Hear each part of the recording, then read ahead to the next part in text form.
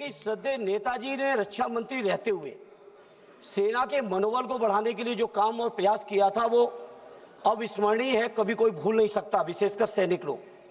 और उन्होंने कहा था रक्षा मंत्री रहते हुए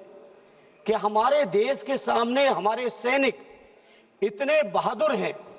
कि जब जब लड़ाई सेना को लड़नी पड़ी तब तब हमारे देश को कभी हार का सामना नहीं करना पड़ा।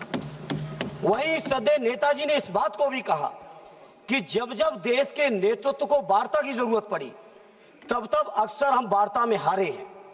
जहां हम लोग इतने पराक्रमी सैनिक, इतना सफल सिंदूर ऑपरेशन कि किसी को हवा भी नहीं लगी और सारे आतंकी ठिकानों पर पूरी तरह से नेस्ते नाबूद भी किए, वहीं सभापति जी जहां पूरे 140 करोड़ देशवासी, चाहे हिंदू हो, मुस्लिम हो, सिख हो, ईसाई हो, बौद्ध हो, पारसी हो, जैनी हो, देश के एक एक नागरिक ने इस घटना के बाद सेना के साथ और देश और प्रधानमंत्री जी के साथ रहने का फैसला लिया और पूरे देश के लोगों ने कहा कि प्रधानमंत्री जी आगे बढ़ो, पूरा देश आपके साथ है। जहां पूरे देश की इतनी बड़ी ताकत साथ में हो, जहां इतनी बहादुर और पराक्रमी सेना हो, वहां पे सेना की जीत को, सेना के जो ऑपरेशन सफल हुआ, उस ऑपरेशन सफल को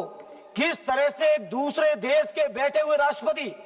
अमेरिका के राष्ट्रपति दावा करते हैं कि हमने व्यापार के दबाव में ऑपरेशन ये सीज फायर करा दिया है।